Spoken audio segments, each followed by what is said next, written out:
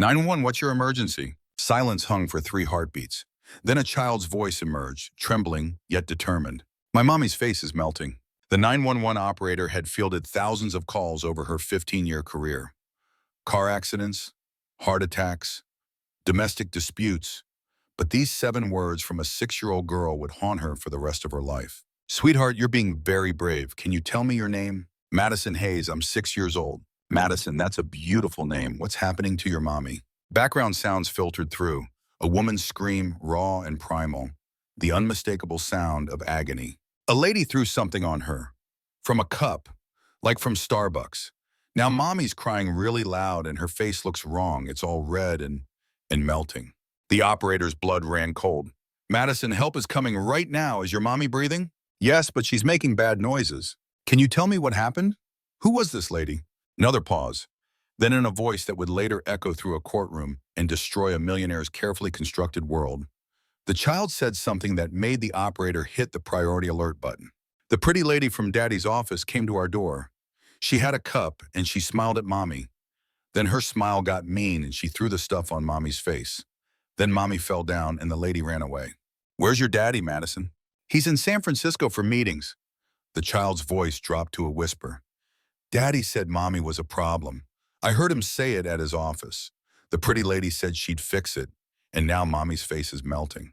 The operator's hands flew across her keyboard, flagging in the call for immediate detective response. This wasn't just an assault, this was something much worse. Madison, the ambulance is almost there. You saved your mommy's life by calling me. You're a hero.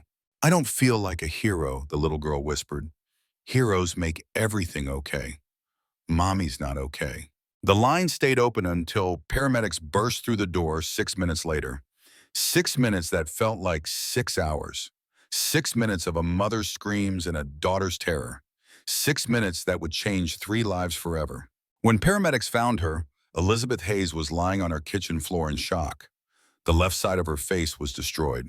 Industrial sulfuric acid, 98% concentration, had done exactly what it was designed to do, dissolve organic matter. But Elizabeth Hayes wasn't supposed to be alive. She wasn't supposed to have help coming. She was supposed to die alone on her kitchen floor while her husband attended meetings across the state, establishing his perfect alibi. What her husband hadn't counted on was their daughter's courage and clarity, because Madison Hayes wasn't too young to remember. She was exactly old enough to tell the truth. 3 weeks earlier, Elizabeth Hayes had been living what appeared to be a perfect life. At 34, she was a successful interior designer with an eye for transforming spaces that matched her talent for transforming herself. She had spent years perfecting the art of adaptation, of becoming exactly what others needed her to be. For her wealthy clients, she was sophisticated and insightful. For her daughter's school friends, she was the warm, approachable mom who always remembered allergies and preferences. And for her husband, Thomas Hayes, she had become increasingly invisible. Thomas was 42, the founder and CEO of Hayes Tech Solutions. From a small startup in their garage 7 years ago, he'd built a tech empire now worth north of $50 million. His face had graced the cover of Seattle Business Monthly twice. His name appeared on donor walls at the Seattle Art Museum, Children's Hospital, and the University of Washington. To the world, Thomas Hayes was the quintessential success story. Brilliant, driven, generous with his fortune. Elizabeth stared at the pregnancy test in her hand, the 2 pink lines unmistakable in the bathroom light. 14 weeks along, she'd suspected for weeks, but kept putting off confirmation, knowing what this would mean. Thomas was not going to be happy. She could already hear his voice in her head, that edge of frustration he tried to hide but couldn't quite manage. The way he'd run his hand through his perfect hair and check his phone, like the conversation was keeping him from something more important. Another baby? Jesus, Elizabeth, the timing. Their daughter Madison was 6 now. Thomas had been clear after her birth that 1 child was enough. His focus was on building his empire, not his family. Still, accidents happened, and this was definitely an accident. The sound of the garage door opening downstairs jolted her from her thoughts. Thomas was home early. She quickly wrapped the pregnancy test in tissue and buried it deep in the bathroom trash. She'd find the right moment to tell him. Not now, not yet. Elizabeth checked her reflection in the mirror. At 34, she still turned heads, though she noticed the subtle changes time had brought. Fine lines at the corners of her eyes, a softness around her jawline that hadn't been there in her 20s. But it wasn't age that had altered her most significantly. It was the gradual disappearance of the woman she used to be. Somewhere along the way, Elizabeth Hayes had stopped recognizing herself. Not because of physical changes, but because the woman staring back at her had learned to make herself smaller, to apologize for taking up space, to pretend she didn't notice the signs that her marriage was falling apart. The lipstick on Thomas's collar 2 years ago, the wrong shade. She'd done laundry and stared at that stain for 10 minutes before throwing the shirt away and never mentioning it. The credit card statement 6 months ago, jewelry from Tiffany's, $18,000. She'd never received a piece of jewelry from that purchase. The way Thomas kept his phone face down constantly, the way he'd started working late 3 nights a week, the way he looked at her like she was an obligation instead of a choice. Elizabeth knew. Deep down, she knew. But knowing and acknowledging are two different things. Acknowledging meant blowing up her life. It meant being a single mother. It meant dividing assets and shared custody. It meant explaining to Madison why mommy and daddy didn't live together anymore. It meant being alone. So Elizabeth had chosen denial. She'd chosen to believe Thomas when he said the late nights were about a new venture capital deal. She'd chosen to believe the jewelry was a corporate gift he'd handled for a client. She'd chosen to believe she was imagining the distance between them. Until her best friend Vanessa cornered her at book club 2 weeks before the attack. Vanessa Miller had known Elizabeth since college. They'd been roommates, bridesmaids at each other's weddings, godmothers to each other's children. Vanessa was an emergency room nurse at Seattle Memorial, which meant she'd seen every kind of human behavior and had exactly zero patience for denial. "You're not stupid, Liz," Vanessa had said, pouring wine into Elizabeth's glass with the kind of aggressive care that meant a difficult conversation was coming. "You're choosing not to see what's right in front of you." Elizabeth had tried to deflect. "I don't know what you mean. Thomas is having an affair. Everyone knows except you, or rather, you know, but you won't admit it." The words hung in the air between them. Elizabeth could have denied it, could have defended Thomas, could have made excuses. Instead, she'd started crying. "If I acknowledge it," Elizabeth whispered, "I have to do something about it. And I'm pregnant, Vanessa. I'm 14 weeks pregnant with his baby. I have Madison. I have a mortgage on a house I can't afford on my own. What do I do?" Vanessa had taken Elizabeth's hand. "You stop lying to yourself. That's where you start." But Elizabeth hadn't started. She'd gone home that night and climbed into bed next to her husband and kept lying to herself for 2 more weeks. Until one Tuesday morning when Madison asked if they could take Daddy a surprise lunch at his office. "Miss Lauren always gives me candy," Madison had said, bouncing in her car seat. "And Daddy smiles different when we visit, like he's actually happy to see us." That sentence should have been a warning. Elizabeth heard it, registered it, and chose to ignore it. They'd arrived at Thomas's office building in downtown Seattle just before noon. Hayes Tech Solutions occupied the entire 15th floor of a gleaming tower with views of Elliott Bay. The office was all glass and steel and minimalist furniture that cost more than most people's cars. Thomas's success was everywhere, impossible to miss. Lauren Parker sat at the desk outside Thomas's office. 26 years old, blonde hair always perfect, wearing clothes that Elizabeth recognized from boutiques she could no longer afford on her designer's salary. Lauren's smile was professional and warm as they approached. "Mrs. Hayes, what a nice surprise. And Madison, look at you in your ballet outfit." Lauren produced a lollipop from her desk drawer. Cherry, Madison's favorite.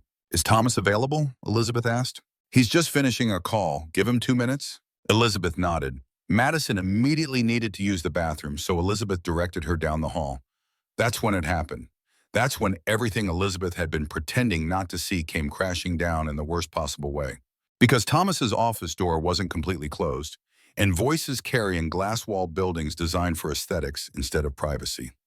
Elizabeth stood in the hallway, hand hovering over the door handle, and she heard her husband's voice clearly. "Another baby? Jesus, Lauren, can you believe it? Like trapping me once wasn't enough." Lauren's voice, soft and sympathetic. "What are you going to do?" "I don't know. Damn it, the prenup is airtight if I file before year 7, we're at year 6. But if I file now, any halfway decent lawyer will crucify me because she's pregnant. I'm stuck." A pause, then Lauren again. What if Elizabeth just wasn't a problem anymore?" The longest pause of Elizabeth's life. Then Thomas's voice, and Elizabeth would replay this moment 1,000 times in the months to come, analyzing every syllable. How would that even work? There are ways that look like random volcent. It's a wrong place, wrong time, jealous ex-employee. You'd be devastated, obviously, the grieving husband. Thomas's laugh, not a full laugh, a considering sound. You're insane. But he wasn't shutting it down. He was considering it. Think about it, Lauren said. The prenup is void if she dies before year 7. You keep everything. Plus, there's that life insurance policy you took out last month. 10 million, exactly when you start talking about how dangerous the city's getting. Problem solved. Elizabeth's hand was on the door handle. She should have burst in, should have confronted them, should have grabbed Madison and run directly to a lawyer. But she froze because the next sound she heard was the sound of 2 people kissing. Not a gentle kiss, an intimate kiss. A kiss between 2 people who'd done this many times before. "Mommy, I'm done with the bathroom," Madison's voice behind her. The office door flew open. Thomas stood there, perfectly composed, his expression shifting to delighted surprise in half a second. "Elizabeth, Madison, what a wonderful surprise." Thomas Hayes was 42 years old and had spent his entire adult life perfecting the art of performance. The successful tech entrepreneur, the devoted husband, the proud father. Each role required a different mask, and Thomas had learned to switch between them so seamlessly that even he sometimes forgot which one was real. In that moment, standing in his office doorway with his wife and daughter in the hallway and his mistress behind him, Thomas deployed his finest performance. "Munchkin Bear!" He scooped Madison into his arms, spinning her around. The affectionate father. "Did you bring me lunch? You're the best daughter in the whole world." Elizabeth stood frozen, her mind still processing what she'd heard. Thomas met her eyes over Madison's head, and in that split second, she saw something that terrified her, calculation. He knew. He knew she'd heard something, and he was already 3 steps ahead, building his defense before she could even formulate an accusation. "Elizabeth, you look pale. Are you feeling okay? The pregnancy has been hard on you, hasn't it?" Concern dripping from every word. The worried husband. "Lauren, could you grab Elizabeth some water?" Lauren appeared with a bottle of water, her expression concerned and professional. Nothing in her demeanor suggested that 60 seconds ago, she'd been discussing ways to murder the woman now standing in front of her. Elizabeth took the water with shaking hands. "I need to talk to you." "Of course," Thomas said smoothly. "Madison, why don't you stay with Miss Lauren while I talk to Mommy for a minute?" "But I want to eat lunch with you, Daddy." "And we will, I promise. Just give me 2 minutes with Mommy." They went into Thomas's office. Glass walls meant anyone could see them, but closed door meant sound was muted. Thomas's expression shifted the moment they were alone, not to concern, to irritation. The slight edge in his voice, the implication that Elizabeth was always finding something to complain about. "What's wrong now?" Elizabeth's mouth opened. The words were right there. "I heard you. I heard everything. You called me a trap. Lauren talked about making me not a problem. You're planning something." But what came out instead was, "Are you happy about the baby?" Thomas's expression smoothed, the mask back in place. "Of course I'm happy. Why would you ask that? You seem distant, like this pregnancy is an inconvenience." Thomas took her hands. His palms were dry, perfectly manicured. "You're being paranoid. The pregnancy hormones are making you emotional. I'm thrilled about the baby, a little surprised by the timing, sure, but thrilled." There it was, the gaslighting, the subtle suggestion that she was imagining things, that her reality wasn't real. And Elizabeth, who had spent 2 years perfecting her own performance of the woman who didn't notice her husband's affairs, fell right into the trap. "You're right, I'm sorry, I'm being ridiculous." Thomas kissed her forehead, the gentle husband. "Let's have lunch with our daughter, everything's fine." They ate lunch in the conference room. Madison chatted about ballet class. Thomas smiled and nodded in all the right places. Lauren brought them dessert, brownies from the bakery downstairs, her smile never wavering. Elizabeth watched it all unfold like she was underwater, separate from the scene, observing her own life from a distance. When they left, Madison hugged Lauren goodbye. "Thank you for the candy, Miss Lauren." "Anytime, sweetie." Lauren's hand lingered on Madison's hair for just a moment. Then her eyes met Elizabeth's, and Elizabeth saw something there that made her blood run cold. Pity. In the car, Madison was quiet for a few blocks. Then, "Mommy?" "Yes, baby?" "I heard Daddy and Miss Lauren talking before you came out of the bathroom." Elizabeth's hands tightened on the steering wheel. "Oh? Daddy said you were a problem, and Miss Lauren said she'd fix it. What did they mean?" Every cell in Elizabeth's body screamed at her to pull over. to look her daughter in the eyes and say, "You heard right. Daddy's lying. We need to leave now." But Thomas's voice was already in her head. "The pregnancy hormones are making you emotional. You're being paranoid." "Honey," Elizabeth heard herself say, "you probably misunderstood. Grown-ups talk about work things that sound weird when you only hear part of the conversation. Daddy would never call Mommy a problem." Madison's face in the rearview mirror, her confusion, self-doubt creeping in. "But I heard it. Sometimes our ears play tricks on us. Daddy loves Mommy very much." That night, after Madison was in bed, Elizabeth stood in her bathroom and stared at the pregnancy test she'd taken that morning. She thought about calling Vanessa, thought about calling a lawyer, thought about packing a bag and leaving. Instead, she climbed into bed next to her husband. Thomas was on his phone, scrolling through something he angled away from her view. "Thomas? Do you love me?" He looked at her then, really looked, and for just a moment she saw the truth in his eyes. Not love, not even affection, just assessment, like she was a problem he was calculating how to solve. Then the mask slipped back. "Of course I love you. Why are you asking these weird questions?" "I don't know, I have this feeling that something's wrong." Thomas set down his phone, turned to face her, took her hand. "Elizabeth, listen to me. You're pregnant. You're hormonal. Your emotions are all over the place. But I'm not going anywhere. I'm here. I'm committed to this family." He kissed her, the performance so perfect she almost believed it. "Get some sleep. Everything's going to be fine." Elizabeth closed her eyes, told herself he was right, told herself she was being paranoid. She had 21 days left before everything shattered. 21 days before Lauren Parker walked up to her front door with a Starbucks cup full of industrial acid. 21 days before her daughter's voice on a 911 call would become evidence in a murder trial. 21 days before Elizabeth learned the hardest lesson of her life, that the person who hurts you most is always the person you let close enough to do it. But in that moment, lying next to her husband in their expensive bed in their perfect house, Elizabeth chose denial one more time, and Thomas Hayes smiled in the darkness, already planning his next move. The next morning, Elizabeth found herself alone in the master bathroom, staring at the pregnancy test again. But this time something else caught her eye. A folder Thomas had carelessly left in his rush to an early meeting. A folder from a medical clinic she didn't recognize. She shouldn't look. It wasn't her business. They respected each other's privacy. But the conversation she'd overheard yesterday kept replaying in her mind. Another baby? Like trapping me once wasn't enough. Elizabeth opened the folder. Inside was a medical report dated 18 months earlier. Thomas had undergone a vasectomy. The procedure was listed as successful, with a follow-up test confirming 0 sperm count. According to his doctor, the chances of Thomas fathering a child were virtually non-existent. Elizabeth sat down hard on the bathroom floor, the room spinning around her. If Thomas couldn't father a child, then who was the father of the baby she was carrying? And then, like a nightmare emerging from the phone, a memory surfaced. 4 months ago, the company Christmas party. Thomas insisting she attend, though she didn't want to. Drinking more than usual because she felt so out of place among the tech crowd. Waking up the next morning in a hotel room she didn't recognize. Her dress torn, her body sore. Thomas saying she'd had too much to drink, that he'd brought her to the hotel to sleep it off.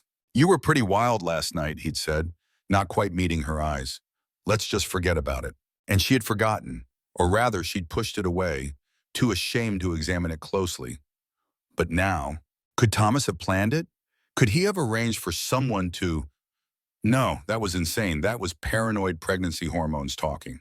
Except another baby. Like trapping me once wasn't enough. The vasectomy Thomas never told her about. The convenient pregnancy that made divorce more complicated. The life insurance policy. The prenup that became void upon death. Elizabeth felt the walls closing in. She couldn't breathe. She fumbled for her phone, dialed Vanessa's number with shaking hands. "I need to talk to you now. It's about Thomas. I think he's planning something terrible." April 16th started like any other Tuesday. Elizabeth woke at 7 o'clock, made Madison breakfast, packed her lunch for school. Thomas had left for San Francisco the night before for a series of investor meetings. His schedule was on their shared calendar. Breakfast meeting at 8, presentations from 9 until 3, dinner with venture capitalists at 7. He kissed Elizabeth goodbye before he left. "I'll miss you. Call me if you need anything." His performance flawless. Elizabeth watched him drive away, that feeling of wrongness still sitting heavy in her chest, but she pushed it down. She was getting good at that. Madison had a half day at school, home by 11:30. Elizabeth picked her up and they stopped for lunch at Madison's favorite sandwich shop. Back home by 12:30, Madison wanted to color while Elizabeth started dinner prep. The doorbell rang at 10:47. Elizabeth wiped her hands on a kitchen towel. "Stay here, sweetie. I'll see who it is." She opened the door. Lauren Parker stood on the front porch, holding a Starbucks cup. She wore designer sunglasses that hid her eyes, a casual outfit that probably cost more than Elizabeth's monthly grocery budget.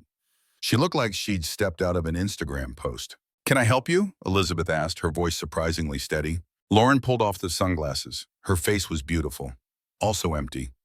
"You already did. You gave him everything. The perfect wife, the perfect daughter, the perfect life, and he hates every second of it." Elizabeth's heart started pounding. "What are you doing here?" "Giving you a chance to finally be useful."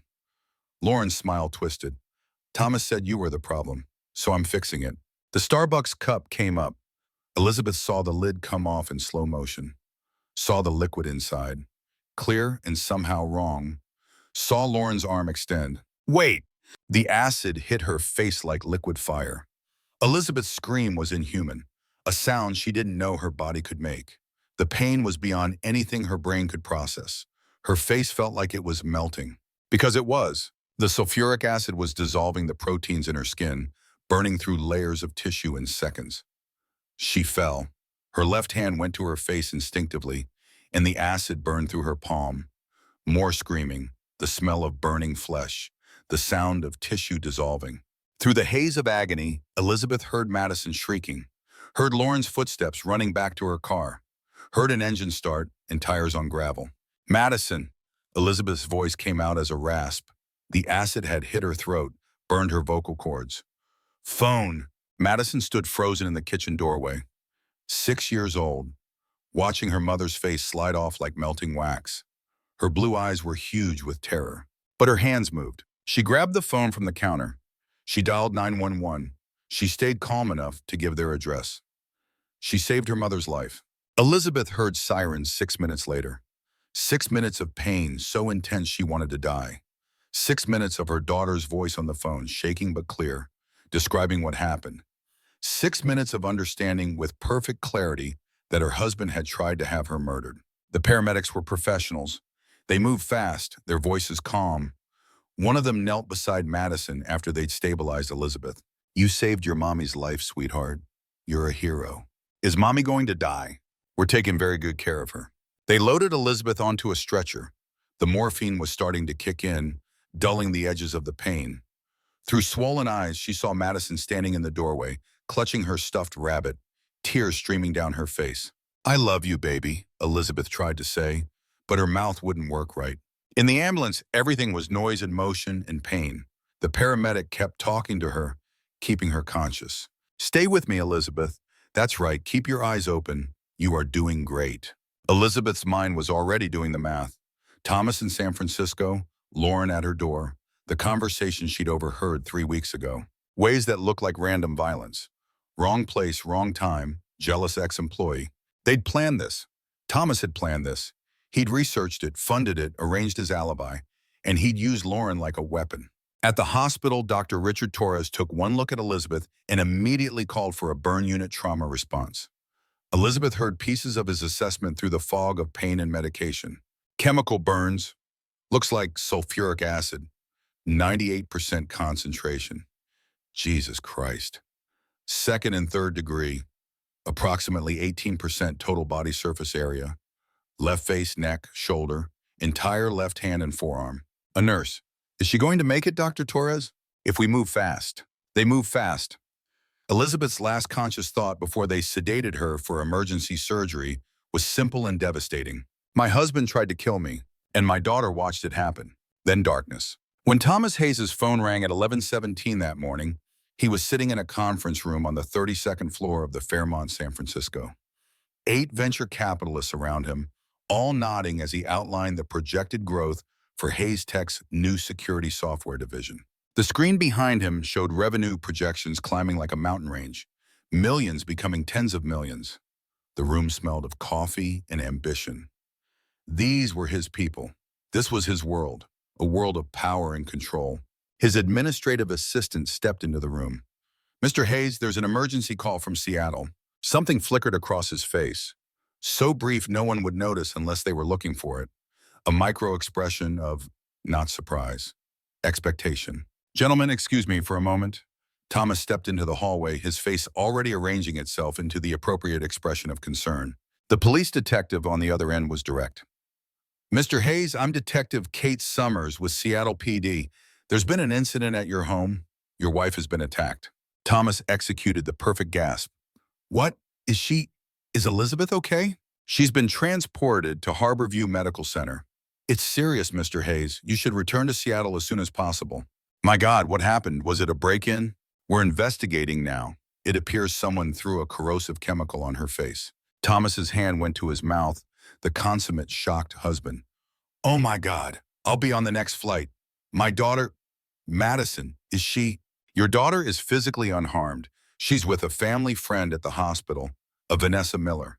Thank God Madison's okay. I'll be there as fast as I can. Thomas ended the call and stood motionless for 10 seconds. Then he pulled out his phone again, dialed a number. Owen, it's Thomas Hayes. There's been an incident. I need you to meet me at Harborview Medical Center in 4 hours. My wife's been attacked. Owen Marshall had been Thomas's attorney for 6 years. He'd handled the Hayes Tech IPO, the patent disputes, the real estate acquisitions. He knew exactly what those words meant. What kind of attack? Chemical, acid. A pause. I'll be there. Thomas returned to the conference room, his face a masterpiece of distress. Gentlemen, I apologize, but I have a family emergency. My wife has been injured. I need to return to Seattle immediately. Sympathetic murmurs around the table. The universal wordless acknowledgement between men of importance that family emergencies were regrettable, but sometimes unavoidable interruptions to the real work of making money. Thomas was on a private jet back to Seattle within the hour. In the leather seat, scotch in hand, he made another call. The woman didn't answer. He left no message. He tried twice more during the flight, still no answer. Thomas's jaw clenched slightly, the only sign of tension in his otherwise perfect performance of the worried husband.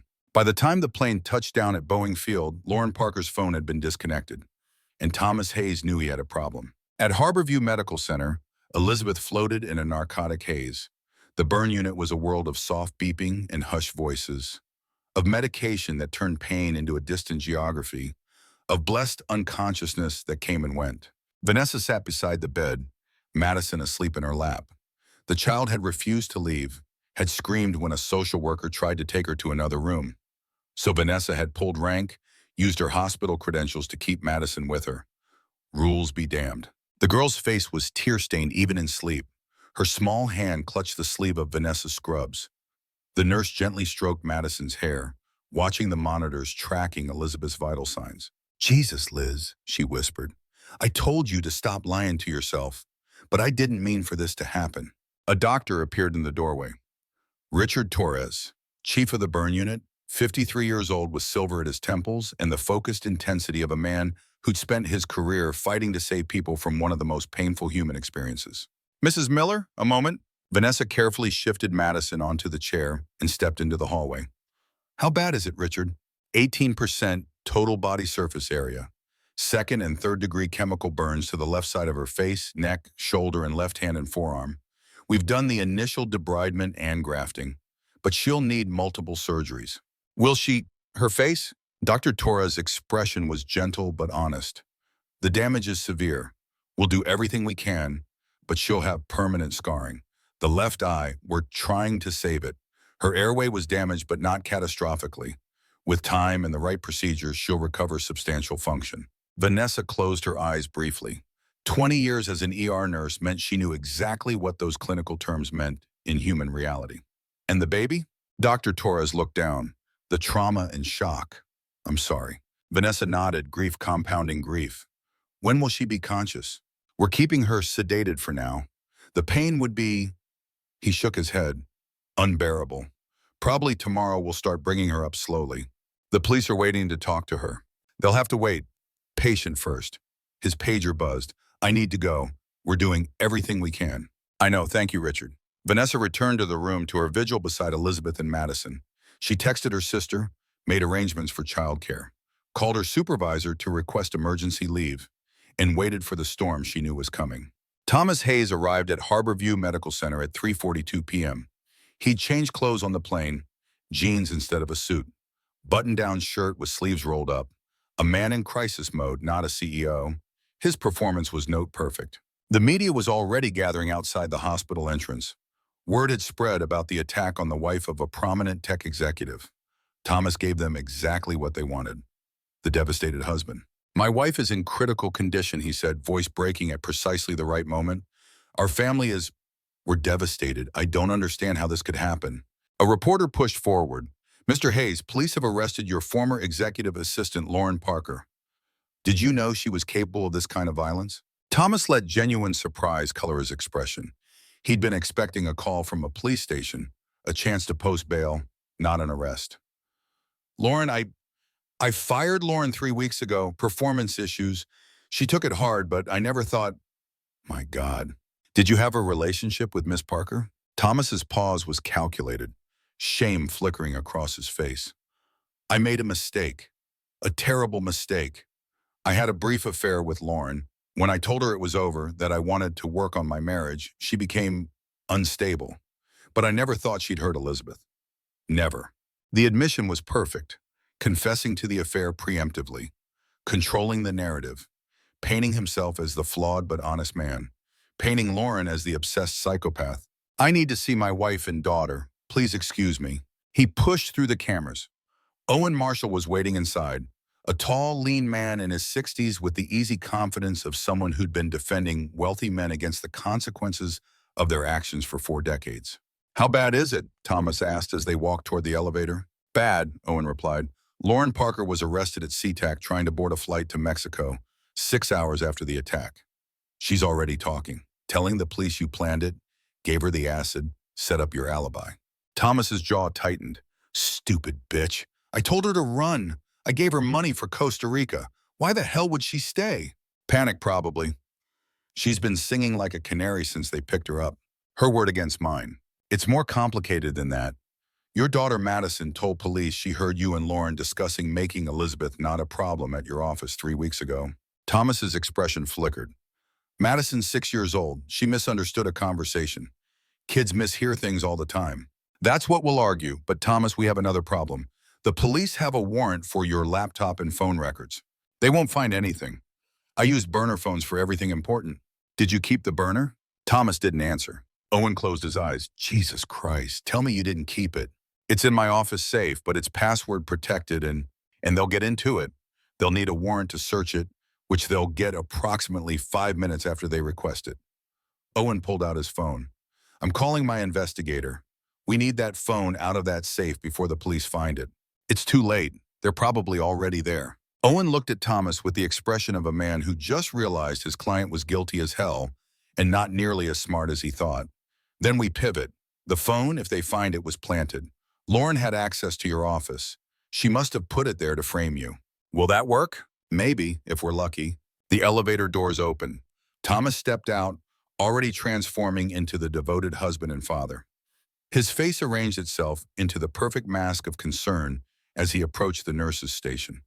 "I'm Thomas Hayes, my wife Elizabeth." "Mr. Hayes?" A voice from behind him. He turned to see Detective Kate Summers, a woman in her 40s with sharp eyes that had seen too much. "I'm Detective Summers. We spoke on the phone." "How's my wife? I need to see her." "Your wife is stable but heavily sedated. She's been through multiple surgeries. Her injuries are severe." "Can I see her now?" "She's asked not to see you." Thomas's expression shifted to perfect confusion. "What? My wife was attacked by my ex-employee and now she won't see me?" Detective Summers' expression was neutral. "I think you should speak with me first, Mr. Hayes." "I don't understand. My wife is hurt. I need to see her." "You also need to see your daughter, I imagine. Madison is with your wife's friend, Vanessa Miller." "Yes, where are they? I want my daughter now." 20 minutes later, Madison was brought to a family room. She walked in holding Vanessa's hand. When she saw Thomas, she stopped. "Hey, Munchkin Bear." Thomas knelt down, arms open. "Come give Daddy a hug. I've been so worried about you." Madison didn't move. "You hurt Mommy." Thomas's expression was perfect confusion. "What? No, baby. Miss Lauren hurt Mommy. That was very bad." "I heard you. At your office? You said mommy was a problem. Miss Lauren said she'd fix it. Then she threw bad stuff on mommy's face. Thomas glanced at Vanessa, who was watching him with open disgust. Then back to Madison. Sweetheart, you misheard. Daddy was talking about work problems. You're confused. I'm not confused. I know what I heard. Madison, Thomas's voice grew firmer. You're 6 years old. You don't understand grown-up conversations. Tears started streaming down Madison's face. But you did it. You told Miss Lauren to. Thomas stood, looked at Vanessa. She's been coached. Someone's put these ideas in her head. No one coached her, Vanessa said coldly. She's telling the truth and you know it. Legally, she's my daughter, and I'm taking her home. Over my dead body.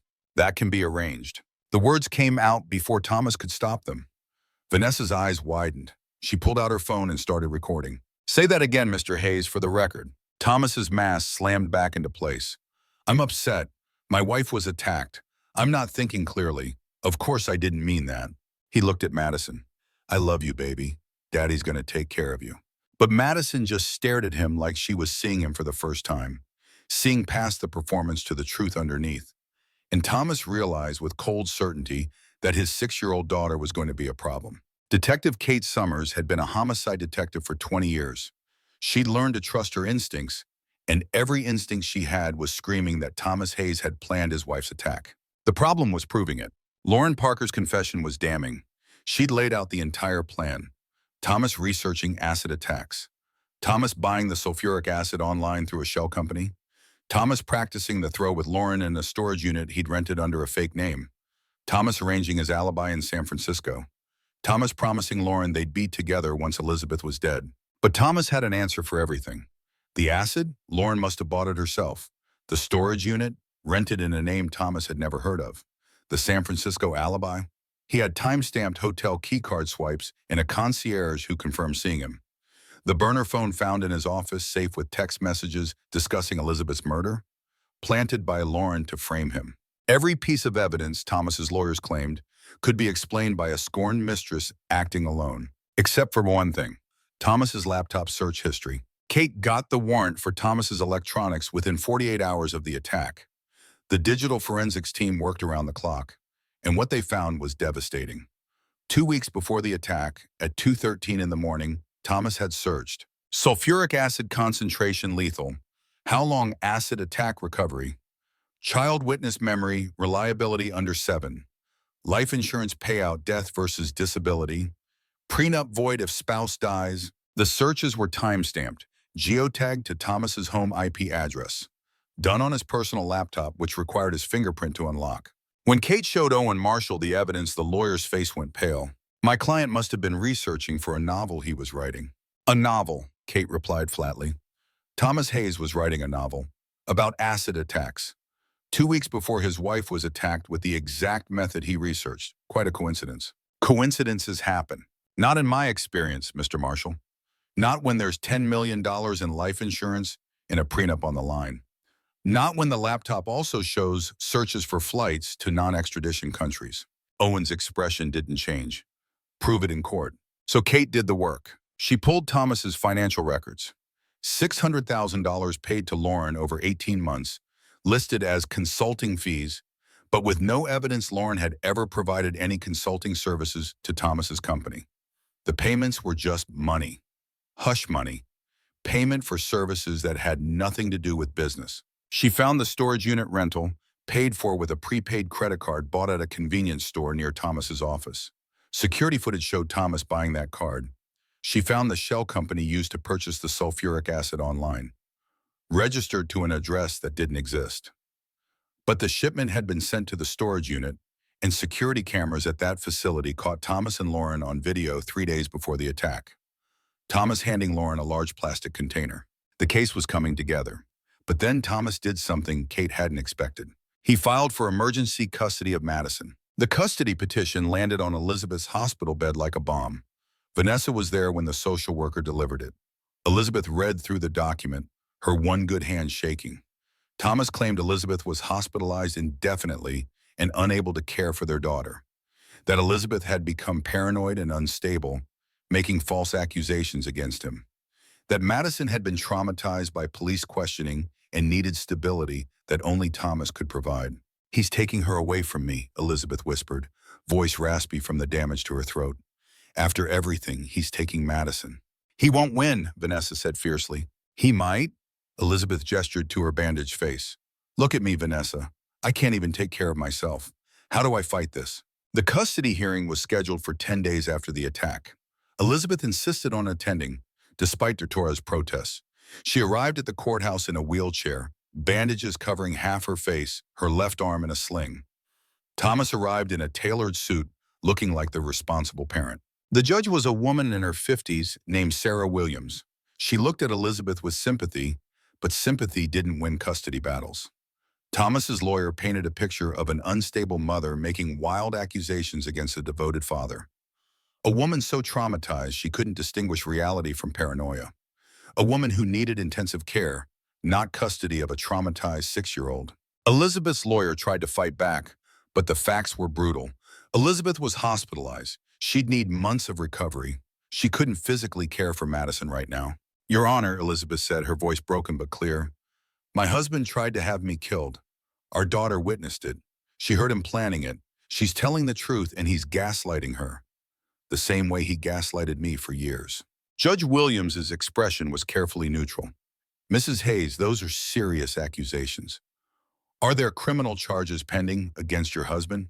Not yet, but then at this time, I have to base my decision on facts, not accusations. You're hospitalized. Mr. Hayes is the stable parent with resources. Temporary custody goes to the father. You'll have supervised visitation twice a week. This will be reviewed in 60 days. Elizabeth watched Madison being led out of the courtroom with Thomas. Madison was crying, reaching back toward her mother. Mommy, I don't want to go with him, please. Thomas knelt down, gentle and patient. Mommy needs to heal, baby. You'll see her soon, I promise.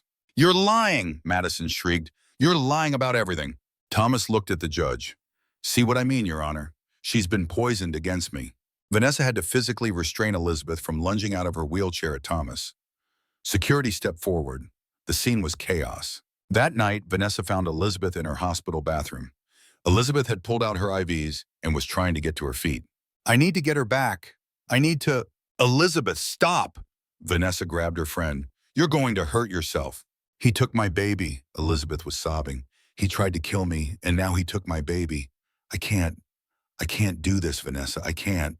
Yes, you can. You're going to heal. You're going to fight, and you're going to get Madison back. What if I don't? What if he wins? What if... Elizabeth's words were cut off by a knock on the door. Dr. Torres entered, expression grave. Elizabeth, I need to examine you. You've reopened some of your wounds. As Dr. Torres worked, Elizabeth stared at the ceiling and thought about the bottle of pills in her bedside drawer. Pain medication, enough to make everything stop hurting. Vanessa seemed to read her mind. Don't even think about it. That's exactly what he wants, for you to give up. Maybe I should. No. Vanessa's voice was steel. You listen to me. Thomas Hayes thinks he's won. He thinks you're broken. He thinks you'll roll over and let him get away with this. Prove him wrong. Elizabeth closed her eyes. Thought about Madison's face in that courtroom. Thought about the conversation she'd overheard 3 weeks ago. Thought about the moment Lauren threw acid on her face. Then she thought about something Madison had said on that 911 call. The pretty lady from Daddy's office did it. I saw her before. Madison had told the truth from the beginning, despite being 6 years old, despite watching something horrific, despite Thomas telling her she was confused. Madison had trusted her own reality. Maybe it was time Elizabeth did the same. Get Detective Summers, Elizabeth said. I want to know everything they've found, every piece of evidence, every witness, everything. Vanessa smiled. That's my girl. Detective Summers arrived an hour later with a file folder full of evidence. She laid it all out on Elizabeth's hospital bed. The laptop searches, the financial payments, the storage unit video, the burner phone they'd found in Thomas's office safe with text messages that made Elizabeth's blood run cold. We need to solve this problem permanently. I've handled the insurance. Rest is up to you. Make sure Kit is there. She's young enough she won't remember clearly. I'll be an SF. Perfect alibi. Based on this, Detective Summers said, we're building a case for attempted murder and conspiracy, but I need you to be prepared. Thomas's lawyers are the best in the state. They're going to argue that all of this is circumstantial, that Lauren acted alone, that you're paranoid and vindictive. What do we have that's not circumstantial? Madison's testimony. If she can testify to what she heard at Thomas's office, that combined with everything else, we can convict him. She's 6 years old, and he's been working on her for 2 weeks. She's starting to doubt herself. Then we need to make sure she knows her truth is valid. We need to make sure she understands that she's not confused. She heard what she heard. Elizabeth touched her bandaged face. When's the trial? 6 months. We're arraigning Thomas next week. He'll make bail probably. So he stays out there, free, while I'm stuck here, looking like a monster. Detective Summers leaned forward. Elizabeth, you're not a monster. You're a survivor. And we're going to make sure Thomas pays for what he did. I promise you that. It was a promise Detective Summers intended to keep. But Thomas had one more twist planned, one more way to destroy the case, one more lie that would nearly break everything. And it started with a hotel concierge in San Francisco who was willing to commit perjury for $50,000. Thomas Hayes' arraignment was a media circus. News vans lined the courthouse steps. Protesters held signs split between justice for Elizabeth and Thomas is innocent. Thomas arrived in a black suit, Owen Marshall at his side, walking through the crowd with his head high. He'd perfected the role of the wrongly accused man, dignified, calm, slightly sad but confident that truth would prevail. Inside the courtroom, Elizabeth sat in the gallery with Vanessa. It was her first time out of the hospital. She'd chosen her outfit carefully. A simple blue dress, a silk scarf wrapped artfully around her neck and the left side of her face, covering most of the scarring, but not all of it. Let the jury see what Thomas had done to her. Except there was no jury yet. This was just the arraignment, the formal charges, the bail hearing. Judge Williams presided. The prosecutor was Liz Martinez, a woman in her late 30s with a reputation for being ruthless in court. She'd taken the case personally after meeting Elizabeth in the hospital. The state charges Thomas Allen Hayes with conspiracy to commit murder, attempted murder in the first degree, and insurance fraud. Thomas stood. Not guilty on all counts, Your Honor. Bail arguments? Liz stood. Your Honor, the defendant meticulously planned the brutal acid attack on his pregnant wife. He researched methods, funded the attack, arranged his alibi, and used his executive assistant as a weapon. He is a flight risk with substantial financial resources. We request no bail. Owen countered. Your Honor, my client is a pillar of the community. He's a successful businessman with a daughter who needs him. He's not a flight risk. These charges are based on the confession of a disturbed woman who clearly acted alone out of jealous obsession. Mr. Hayes surrendered his passport. He'll wear an ankle monitor. We request bail set at $2 million. Judge Williams considered. Bail is set at $2 million. Ankle monitor required. No contact with the victim or any witnesses. Thomas posted bail within 2 hours. That night, Elizabeth watched him on the news, walking out of the courthouse with Owen, making a statement to the press. I have faith that the truth will come out. My wife was attacked by a woman I trusted. I'm devastated for Elizabeth, for our daughter, for our family. But I did not plan this. I would never hurt Elizabeth, and I will fight these charges with everything I have. The performance was flawless. Vanessa turned off the TV. He's good, I'll give him that. He's been performing our entire marriage. This is just another role. When's your next surgery? Next week. Dr. Torres wants to do more grafting on your neck and hand. How many more surgeries? He estimates 6 or 7 more over the next 2 years. Elizabeth closed her eyes. 6 or 7 more times under anesthesia. 6 or 7 more times waking up in pain. 6 or 7 more times looking in the mirror and seeing her destroyed face. I can't do this, she whispered. Yes, you can. What if Thomas walks? What if the jury believes him? They won't. We have evidence. We have Lauren's confession. We have Madison's testimony. Lauren's a scorned woman. Madison's a confused child. Thomas is a devoted husband. I know how this goes, Vanessa. Rich men don't go to prison. They buy their way out. Vanessa took Elizabeth's hand. Then we make damn sure the evidence is so overwhelming they can't buy their way out. Over the next 6 months, that's exactly what Liz Martinez did. She deposed Lauren, getting every detail of the plan on record. She worked with digital forensics to create a timeline showing exactly when Thomas researched acid attacks, when he bought the burner phone, when he transferred money to Lauren, when he rented the storage unit. She found the store clerk who sold Thomas the prepaid card used to rent the unit. She found the shipping company that delivered the sulfuric acid. She found witnesses at Thomas's company who'd seen Thomas and Lauren's relationship evolve from professional to intimate. The case was strong, maybe not perfect, but strong, until Owen Marshall found Melissa Thompson. Melissa Thompson was 32 years old and worked as a concierge at the Fairmont, San Francisco.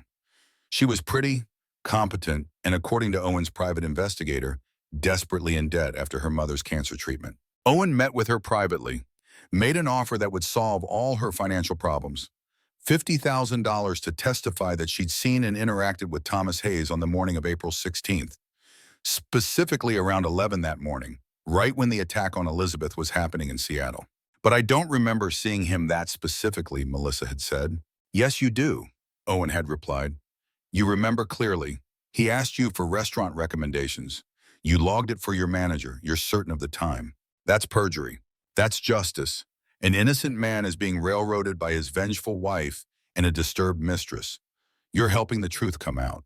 Melissa had hesitated, thought about her mother's medical bills, thought about the collection agencies calling 3 times a day. 50,000 cash? 50,000 cash plus we'll set up a trust for your mother's continued care. Melissa had nodded. When's the trial? 6 months after the arraignment, the trial began. Elizabeth had been through 4 more surgeries. Her face was still scarred but healing. The grafts were taking. Her left hand had regained partial function. She could dress herself now, feed herself, take care of basic needs. But she still couldn't look at herself in the mirror without crying. Dr. Torres had recommended therapy. Elizabeth had gone to 3 sessions before giving up. How am I supposed to process this? She'd asked the therapist. My husband tried to have me killed. He took my face, my baby, my daughter, and he's out there on bail, living his life, preparing to walk free. The therapist had given her platitudes about healing and self-care and moving forward. Elizabeth had stopped going. On the first day of trial, Elizabeth sat in the courtroom and watched the jury selection. 12 people who would decide if Thomas Hayes spent the rest of his life in prison or walked free. 8 women, 4 men, ages ranging from 25 to 65. Elizabeth studied each face, trying to read them. Would they believe her? Would they see through Thomas's performance? Or would they see what Thomas wanted them to see, a successful man falsely accused by a vindictive wife? Liz's opening statement was powerful. She walked the jury through the timeline. The affair, the prenup, the unwanted pregnancy, the overheard conversation, the planning, the attack, the aftermath. Thomas Hayes valued money more than his wife's life, Liz concluded. He researched how to kill her. He bought the weapon. He recruited his mistress to do the actual attack. He arranged his alibi. And then he sat in a San Francisco hotel while Lauren Parker threw sulfuric acid on his pregnant wife's face. Owen's opening was equally powerful. Scorned mistress, jealous rage. Tragic, yes, but not Thomas Hayes's fault. My client made a mistake. He had an affair. He's ashamed of it. But an affair is not murder. Every piece of evidence the prosecution has can be explained by one simple fact. Lauren Parker was obsessed. She acted alone, and now she's trying to drag an innocent man down with her. The trial was brutal. Dr. Torres testified about Elizabeth's injuries. Photos were shown. The jury gasped. One woman covered her mouth. Detective Summers testified about the investigation, the laptop searches, the financial records, the storage unit video. Lauren testified, walking the jury through the entire plan, how Thomas had promised they'd be together, how he'd researched the acid, how he'd practiced the throw with her. Owen's cross-examination was vicious. He painted Lauren as a disturbed woman who'd become obsessed when Thomas ended their affair, who'd planned the attack herself and was now lying to reduce her sentence. You're facing life in prison, aren't you, Miss Parker? Yes. And the prosecution offered you a deal. 20 years instead of life if you testified against Thomas? Yes. So you have every reason to lie, to say whatever the prosecution wants you to say. I'm not lying. Thomas planned this. Or you planned it and you're blaming him. The jury looked uncertain. Then Liz played her trump card, Elizabeth's testimony. Elizabeth took the stand on day 5 of the trial. She wore a simple dress, no scarf. She wanted the jury to see her scars, to see what Thomas had done. Liz walked her through the marriage, the affair she'd ignored, the conversation at Thomas's office, Madison trying to tell her what she'd heard, Elizabeth dismissing it. Why didn't you believe your daughter? Elizabeth's voice broke. Because my husband had spent 2 years making me doubt my own reality. He gaslighted me so effectively that when my 6-year-old tried to tell me the truth, I told her she was confused. I taught her not to trust herself. And now I know Madison was right. She heard what she heard. Thomas called me a problem. Lauren said she'd fix it. And 10 days later, Lauren showed up at my door with acid. The jury was transfixed. Owen's cross-examination tried to discredit her, suggested she was paranoid, vindictive, making things up because Thomas wanted a divorce. But Elizabeth was unshakable. You can question my memory. You can question my motives. But you can't question these scars, and you can't question that Thomas researched acid attacks 2 weeks before I was attacked. It felt like a victory, until Owen called his surprise witness, Melissa Thompson. Melissa Thompson took the stand wearing a conservative blue dress in an expression of earnest sincerity. She placed her hand on the Bible, swore to tell the truth, and proceeded to lie through her teeth. Miss Thompson, you work as a concierge at the Fairmont, San Francisco? Yes, I've been there for 6 years. Do you remember April 16th of this year? I do. I remember it specifically because of what happened later. What do you mean? I saw reports on this news about Mr. Hayes' wife being attacked, and I realized I'd seen him that morning at our hotel. Elizabeth's stomach dropped. What time did you see Mr. Hayes? Around 11 in the morning. He came to the concierge desk, asked me for restaurant recommendations for dinner. We talked for about 5 minutes. I logged it in my system. Liz stood. Objection, this wasn't disclosed in discovery. It was disclosed 3 days ago, Your Honor, as allowed. Judge Williams looked annoyed but nodded. Overruled. Continue. Miss Thompson, are you certain it was 11 in the morning? Positive. I remember because my shift started at 10, and I'd only been at the desk for about an hour. And you're certain it was Mr. Hayes? Absolutely. He was memorable, very polite, good tipper. Liz's cross-examination was surgical. Miss Thompson, the attack on Mrs. Hayes occurred at 10:47 Pacific time. Seattle and San Francisco are in the same time zone. Are you saying Mr. Hayes was in 2 places at once? I'm saying I saw him at 11. Maybe I was a few minutes off on the time. A few minutes or 13 minutes? I don't know exactly when it was, around 11. You said you logged it in your system. Can we see that log? Melissa's hesitation was barely perceptible. I can't access it from here. The prosecution can subpoena it. Of course. Liz knew immediately what had happened. The log would show nothing, or it would show an entry that had been backdated, or it would mysteriously be unavailable. Melissa had been bought. The jury, though, didn't know that. They saw a credible witness putting Thomas in San Francisco at the time of the attack, creating reasonable doubt. That night, Elizabeth sat in Vanessa's apartment and watched her case crumble. He bought her, Elizabeth said flatly. Thomas bought her testimony. We can prove it. We'll subpoena her financial records. By the time we do that, the jury will have already decided. They'll think there's reasonable doubt. Vanessa paced. We still have Madison's testimony tomorrow. That's our smoking gun. Elizabeth's eyes filled with tears. Madison's been with Thomas for 6 months. Supervised visits, but still. He's been working on her. She's starting to doubt what she heard. She'll tell the truth. She's 6 years old, Vanessa. He's been gaslighting her the same way he gaslighted me. What if she breaks on the stand? She won't. But Elizabeth wasn't sure. That night, she barely slept. She thought about Madison, about the moment her daughter had tried to tell her what she'd heard and Elizabeth had dismissed it, about teaching Madison not to trust her own reality. The next morning, Madison took the stand. She wore a pink dress, her blonde hair in braids. She carried a stuffed rabbit that Liz had given her months ago. She looked tiny in the witness chair, her feet dangling. Judge Williams spoke gently.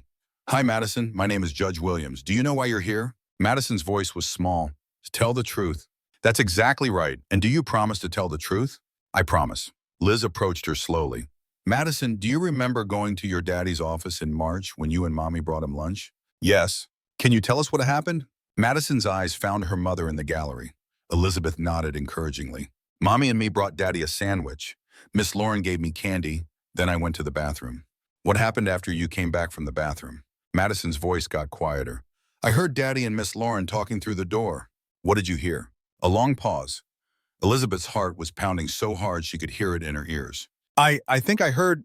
The I think was devastating. Elizabeth saw the jury's faces, doubt creeping in. You think or you know? I was little. I might have. I don't know. Maybe I didn't hear right. Liz pressed gently. Madison, when you told the police what you heard right after your mommy was hurt, you said you were certain. What's changed? Daddy says I was confused, that I only heard part of the conversation, that I made up the rest because I love mommy. Owen's cross-examination was gentle but deadly. Madison, you love your mommy very much, don't you? Yes. And your mommy's been very sick since the attack? Yes. And you want to help her? Yes. Do you think maybe you want to remember something that helps mommy? Even if you're not 100% sure it's real? Madison started crying. I don't know anymore. Judge Williams called a recess. In the hallway, Elizabeth tried to get to Madison, but Thomas's lawyer blocked her. Elizabeth watched her daughter walk away with a social worker, sobbing. I broke her, Elizabeth whispered. I taught her not to trust herself, and now she can't testify clearly. Liz's expression was grim. We're in trouble without Madison's clear testimony. The jury might buy Owen's narrative. That night was the darkest of Elizabeth's life. Darker than the attack. Darker than losing the baby. Darker than seeing her face for the first time. Because she'd watched her daughter doubt herself, watched Thomas's gaslighting work exactly as planned. She sat in the bathroom of Vanessa's apartment, staring at the bottle of pain pills Dr. Torres had prescribed. Enough to make everything stop. Vanessa found her there. Don't. He's going to win, Vanessa. He tried to kill me, and he's going to walk free. The trial isn't over. It might as well be. Madison can't testify clearly. That concierge created reasonable doubt. Lauren's testimony is tainted by her plea deal. The jury's going to acquit. You don't know that. Elizabeth looked at her friend. I broke Madison. I taught her that her reality wasn't valid. That's on me. No, that's on Thomas. He's the one who gaslighted you both. Elizabeth set down the pill bottle. I need to do something. I need to show Madison that speaking truth matters, even when it costs everything. What are you thinking? I'm going to testify again tomorrow, and I'm going to tell the jury exactly who Thomas is, what he did to me, to Madison, how he made us both doubt our own minds. Liz didn't plan for you to testify twice. I don't care. I need to do this for Madison. The next morning, Liz called Elizabeth back to the stand. Owen objected. Judge Williams allowed it. Elizabeth sat in the witness chair, removed her scarf, and let the jury see her scars fully. Then she told them everything. My name is Elizabeth Hayes. The courtroom fell silent. A pin-drop silence. The kind that happens when a room full of people collectively holds its breath. Elizabeth sat in the witness chair, her face fully visible. No scarf, no makeup attempting to conceal the damage, just raw truth. I'm 34 years old, and for the last 6 months, I've been trying to figure out how to live with the fact that the man I married, the father of my daughter, researched the best way to kill me like it was a business decision. The jurors leaned forward. The court reporter's fingers hovered over her stenotype. Judge Williams watched intently. In the gallery, Vanessa gripped the edge of her seat, and Thomas Hayes maintained his perfect mask of wounded innocence, his eyes appropriately concerned, his posture suggesting a man wrongfully accused but willing to endure this indignity because truth would prevail. Mrs. Hayes, Liz Martinez said, standing at her table, you've already testified. What more do you want to tell the jury? Elizabeth looked directly at the 12 people who would decide Thomas's fate. I want to tell you about gaslighting, about how abusers don't just hurt you physically, they hurt your mind. They make you doubt your own reality until you can't trust yourself anymore. Objection, Owen Marshall barked. Relevance, Your Honor. Liz countered. Mrs. Hayes is explaining why her daughter had difficulty testifying clearly. It goes to the defendant's pattern of behavior. Overruled, Judge Williams said. Continue, Mrs. Hayes. Elizabeth took a breath. 2 years ago, I found lipstick on Thomas's collar. Wrong shade, I confronted him. He said I was being paranoid, that it must have been from a hug at a networking event, that I was imagining things. She touched her scarred face.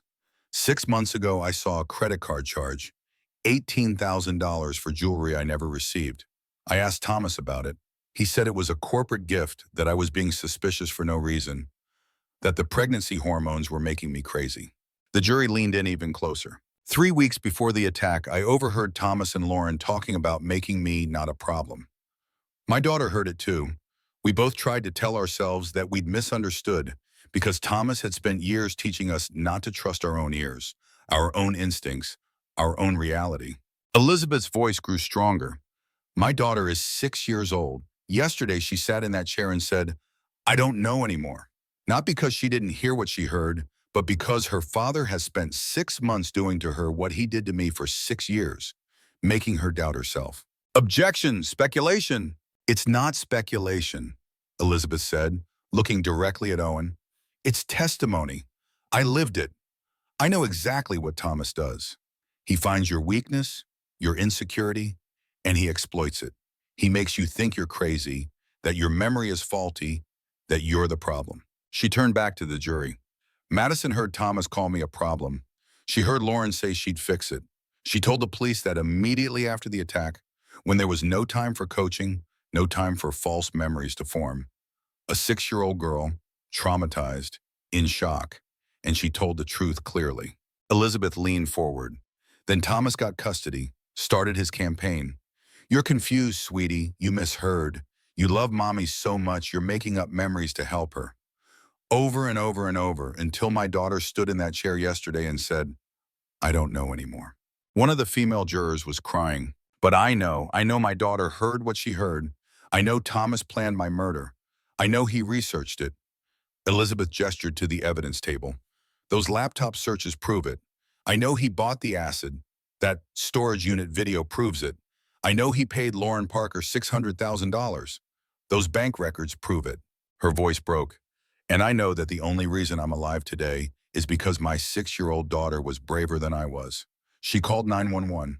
She told the truth. And I will not let her father destroy her reality the way he destroyed mine. The courtroom was completely silent.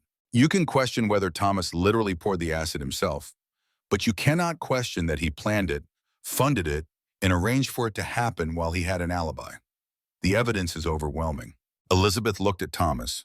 He met her eyes, his expression unreadable. That hotel concierge is lying. I don't know how much Thomas paid her, but she's lying. The timeline doesn't work, and you know it doesn't work. She turned back to the jury. Don't let him gaslight you the way he gaslighted me. Trust the evidence.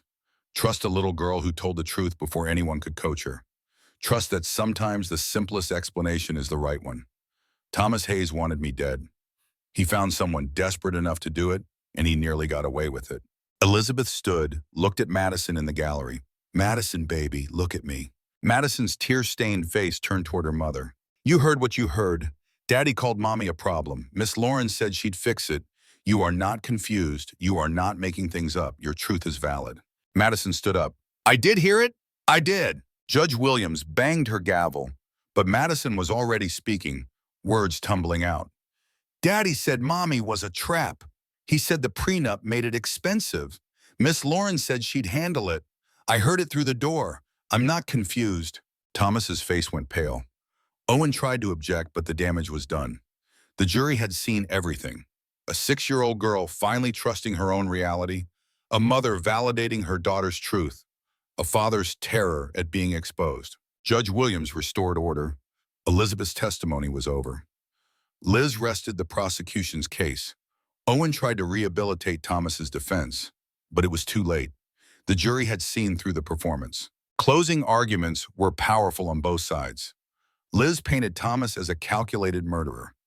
Owen painted him as a victim of circumstance.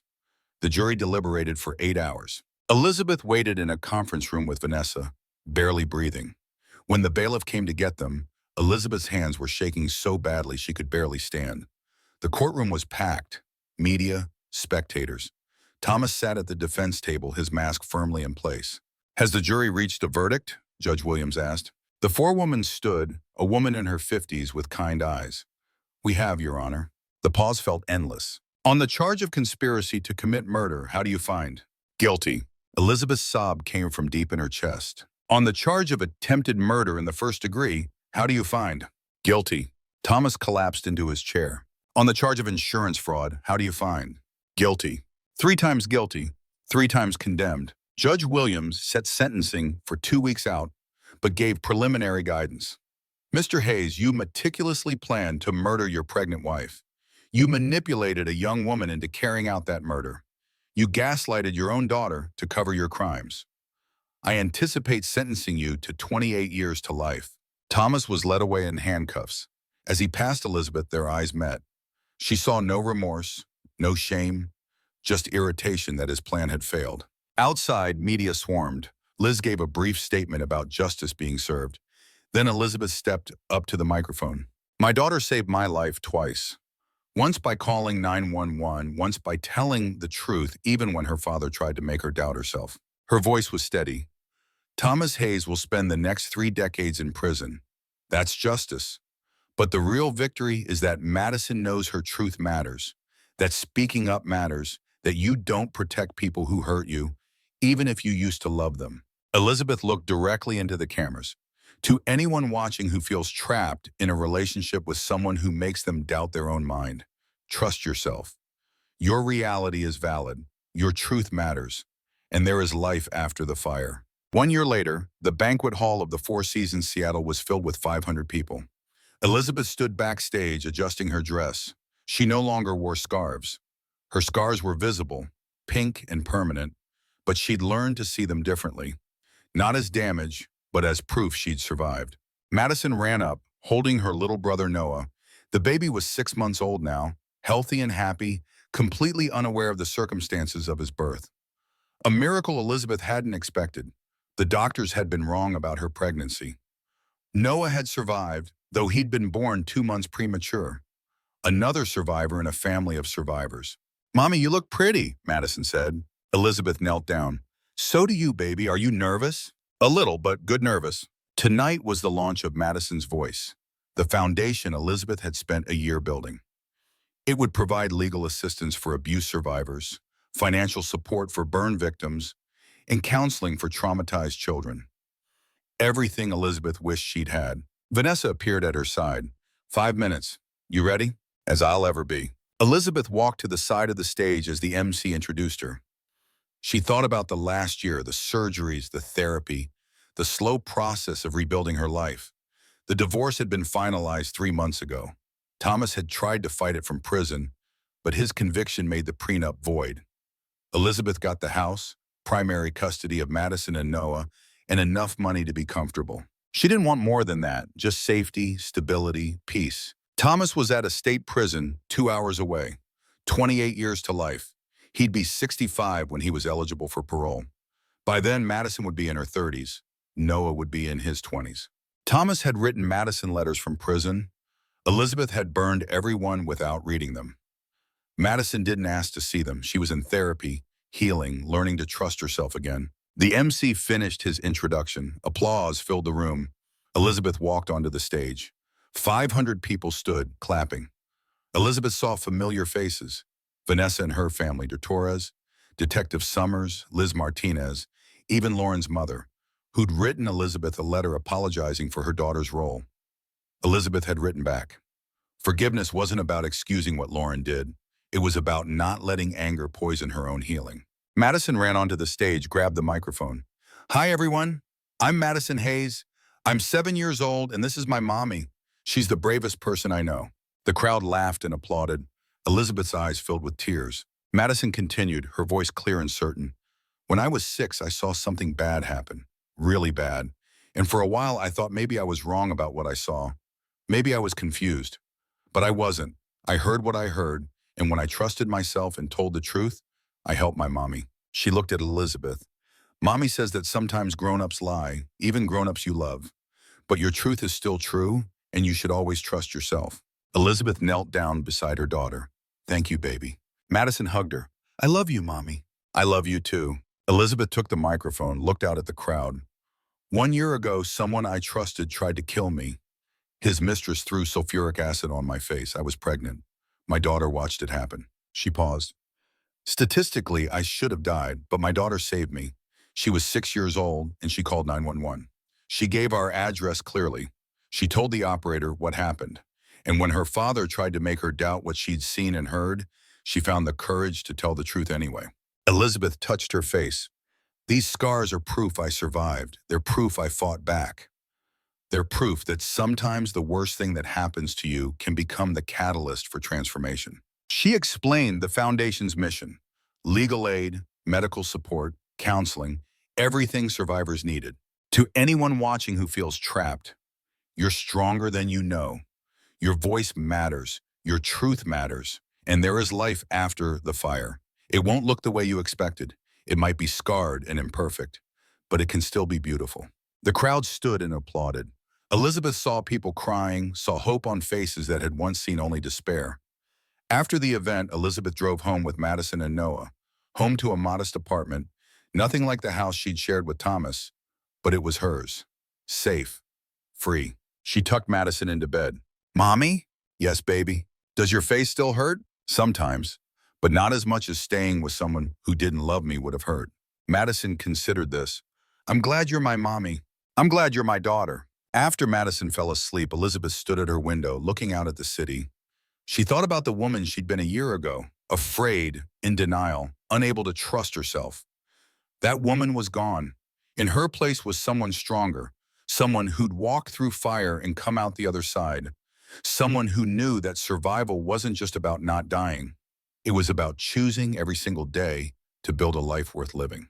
Elizabeth's phone buzzed. A text from Vanessa. "You were amazing tonight, proud of you." Elizabeth smiled, typed back, "We did it. We actually did it." In his prison cell, Thomas Hayes lay awake, staring at the ceiling. He'd written another letter to Madison today, explaining that he was innocent, that he'd been framed, that when she was older, she'd understand. The letter would never reach her. Elizabeth would burn it, like she'd burned all the others. Because some bridges weren't worth rebuilding. Some people didn't deserve forgiveness. And some truths were simple. Thomas Hayes had tried to kill his wife. He'd failed. And now he'd spend the next 3 decades paying for it. Elizabeth went to bed that night and slept peacefully for the first time in a year. No nightmares, no fear, just peace. Because the prison door that had held her captive, the prison of doubt, of denial, of fear, had been unlocked all along. She just needed her daughter's courage to help her walk free. And now, finally, she was. One morning, 6 weeks after the foundation launch, Elizabeth sat across from a man in a coffee shop near her apartment. Robert Carter was in his 60s, with a military bearing that 50 years of civilian life hadn't quite erased. His hands, large and weathered, wrapped around his coffee mug like he was trying to absorb its warmth. "I saw you on the news," he said. "Your foundation. What happened to you?" Elizabeth nodded. "And you think we can help your daughter?" "Karen's been with this man 8 years. He's—" Robert's jaw tightened. At first he was charming, then controlling. Now she flinches when someone raises their voice, makes excuses for bruises. She won't talk to me about it. Elizabeth recognized the pain in his eyes, the helplessness, the rage. "You were in the military?" "Vietnam, 2 tours, came back in 72. "So you know about fighting?" A mirthless smile. "Yes, ma'am, I know about fighting. This is a different kind of war, Mr. Carter, one you can't win with force." "I'm starting to understand that." He looked down at his hands. "I built houses for 40 years, fixed things that were broken. But I can't fix this. I can't fix her life, and it's killing me." Elizabeth leaned forward. "Your daughter has to make the decision herself. All we can do is make sure she has somewhere to go when she's ready, support when she needs it. And if she's never ready, if he kills her first?" The question hung in the air between them. "Mr. Carter, do you know why my foundation is called Madison's Voice?" "Your daughter?" Elizabeth nodded. "Madison saved my life because she trusted her own reality more than her father's lies. Your Karen needs to find that same trust in herself. That's what abusers destroy first. Your faith in your own perceptions." Robert's hands tightened around the mug. "So what do I do?" "Be there. Believe her, even when her stories don't make sense, even when she defends him. Let her know she has a safe place to land, and call this number." Elizabeth slid a business card across the table. "Our legal team can help with restraining orders, emergency housing, custody issues, whenever she's ready." "Thank you," Robert said, taking the card, "for not telling me it'll be okay. Everyone else says that." "I don't believe in false hope, Mr. Carter, but I do believe in real hope. In survival, in life after the unthinkable." After Robert left, Elizabeth sat for a long time, watching people pass by the window. So many faces, so many stories behind those faces. How many of them were living lives of quiet desperation? How many were being told, day after day, that their reality wasn't real? Her phone rang. "Vanessa, turn on Channel 4 now." Elizabeth paid her bill and hurried home. She turned on the TV in time to see breaking news. Lauren Parker had been found dead in her prison cell, apparent suicide. Elizabeth sank onto the couch. She and Lauren hadn't spoken since the trial. What do you say to the woman who destroyed your face, who cost you your child, who helped your husband try to kill you? But in the end, Lauren had been another victim of Thomas's manipulation, another woman who'd believed his lies, who'd been used and discarded. The doorbell rang. Detective Summers stood on her doorstep. You heard? Just now, how? Bedsheet, around 3 a.m. Guards found her during morning check. Kate's expression was grim. She left a note. What did it say? It was addressed to you. Kate handed Elizabeth an evidence bag containing a folded piece of paper. Lauren's handwriting was surprisingly elegant. Elizabeth, I know this doesn't fix anything. Nothing could. But I want you to know it was all him. Everything. The plan, the promise we'd be together, the baby. He said he'd make you drink at the Christmas party. Said he'd pay a guy to slip something in your drink. Said no one would believe you. He was right. I told myself it was love. It wasn't. It was ownership. And when you become inconvenient to Thomas Hayes, you become disposable. I won't be his puppet anymore. Lauren, Elizabeth handed the note back, feeling strangely hollow. She confirmed it, about Christmas, about the baby. We suspected but couldn't prove it. Not enough for additional charges. Noah isn't Thomas's son. Technically no, but he's yours, and from what I've seen, you're the only parent who matters. After Kate left, Elizabeth sat for a long time, the TV still murmuring in the background. So many lies, so many manipulations. Thomas had orchestrated everything, down to the conception of a child he didn't want, just to complicate a divorce he was already planning to avoid. But something had gone wrong in his perfect plan. Lauren had developed a conscience. Elizabeth had found her courage. Madison had told the truth. And Thomas Hayes, master manipulator, was sitting in a prison cell while his ex-wife built a new life from the ashes of his destruction. That night, as Elizabeth tucked Madison into bed, her daughter asked a question. Mommy, is Miss Lauren really gone? News traveled fast, even to 7-year-olds. Yes, baby, she is. Is it bad that I'm not sad? Elizabeth chose her words carefully. Miss Lauren did a terrible thing to me. To us. But she was also tricked by Daddy. He lied to her just like he lied to us. Madison considered this. So she was like us? A little bit. In some ways, she made bad choices that hurt people. But I think in the end she was sorry. Is Daddy sorry? The question Elizabeth had been dreading. I don't think so, sweetheart. Some people can't be sorry because they don't think they've done anything wrong. Madison nodded solemnly. Like when Joey Baker pushed Amy at recess and said it was an accident. But it wasn't. He just didn't want to get in trouble. Exactly like that, except grown-up versions are much more serious. Will Daddy ever get out of jail? Not for a very long time. And by then you'll be all grown up. You'll get to decide if you want to see him. Madison was quiet for a moment, then, I don't think I will. Is that bad? Elizabeth smoothed her daughter's hair. No, baby. That's called protecting yourself. And it's one of the bravest things you can do. 3 months later, Elizabeth sat in Dr. Torres's office, reviewing the results of her latest surgery. The scar tissue is responding well to the laser treatments, he said, examining the side of her face. And the nerve grafts are taking. You're feeling more sensation? Elizabeth nodded. It's coming back. Sometimes it's painful. That's actually a good sign, means the nerves are regenerating. He leaned back in his chair.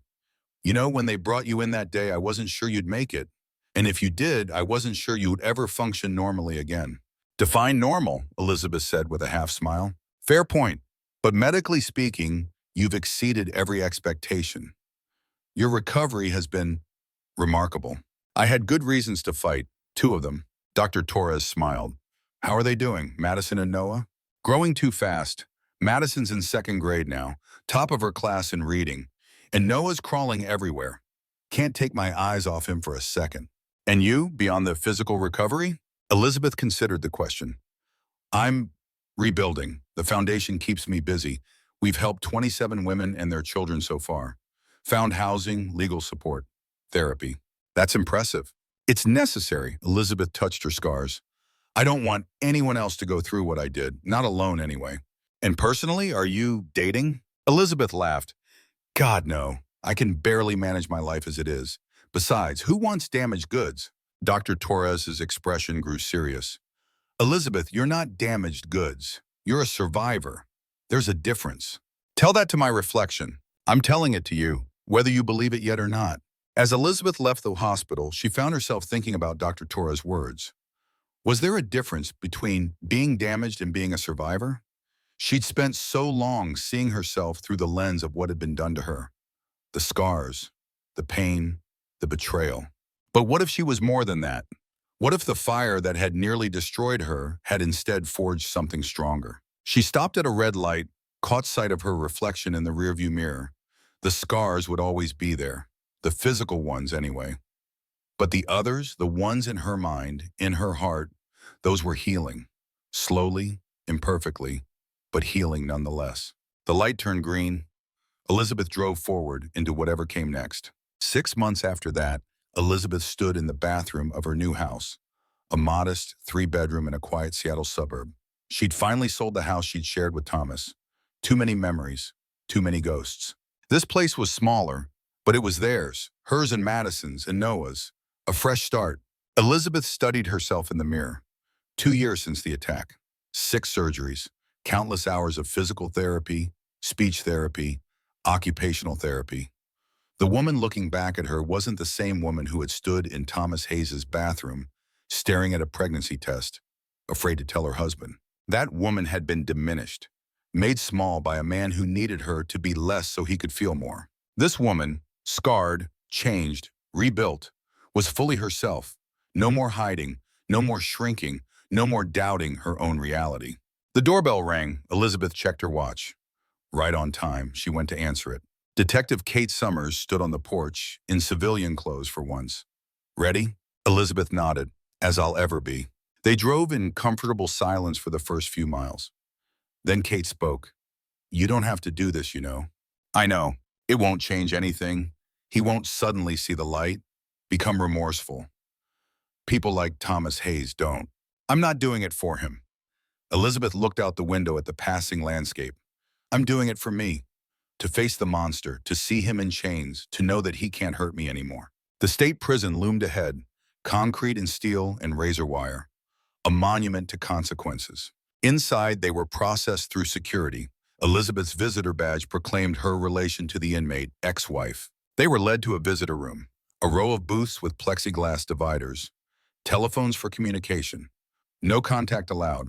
Level 5 inmates didn't get contact visits. Elizabeth sat, waited, her heart hammering despite her resolve to stay calm. The door on the other side opened. Thomas Hayes shuffled in, hands and feet shackled. Prison had aged him. The tailored suits replaced by orange jumpsuit. The perfect hair now shaggy and showing more gray. But his eyes, those hadn't changed. Cold, calculating, assessing. He sat across from her, picked up the phone. Elizabeth did the same. Elizabeth. His voice was the same too, that smooth, controlled tone. You look, well. Considering you tried to melt my face off? Yes, I suppose I do. A flicker of something crossed his face.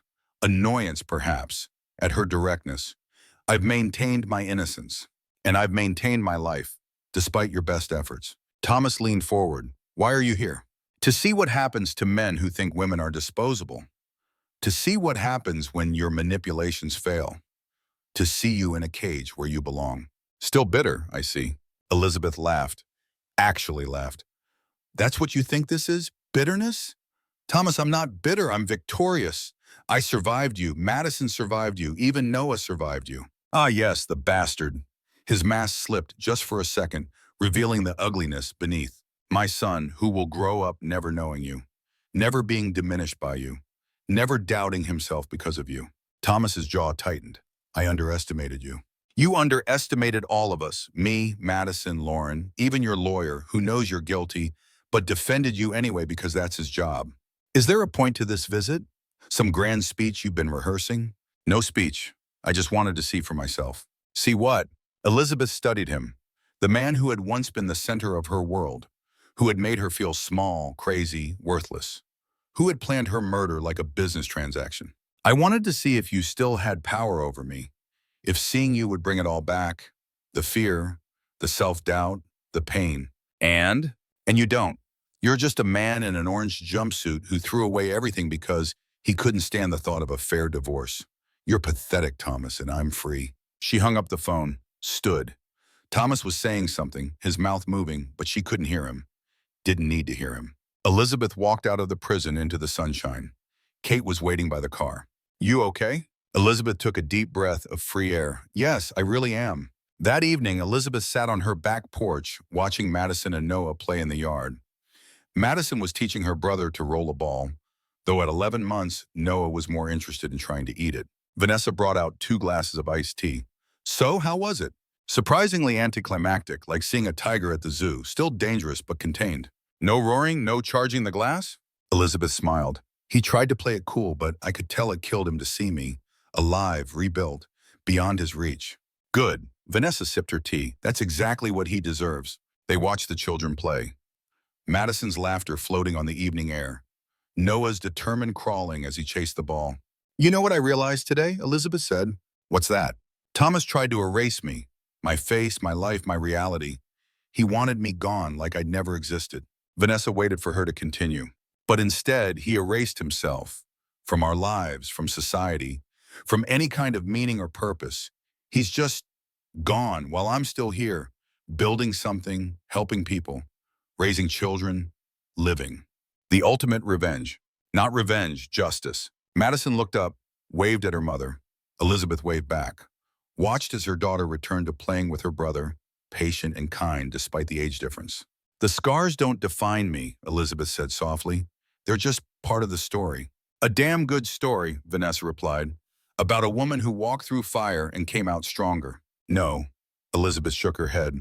About a little girl who trusted her own truth enough to save her mother's life. Twice. That night, after the children were in bed, Elizabeth stood at her bedroom window looking out at the stars.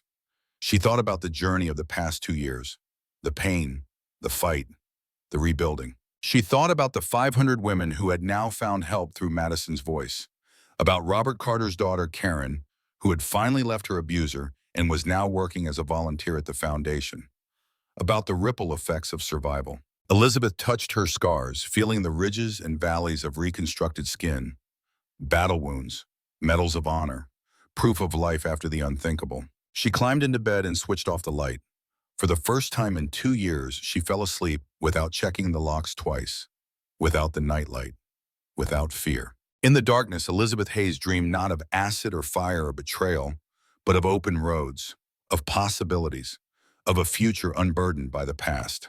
In the darkness, Elizabeth Hayes was finally completely free.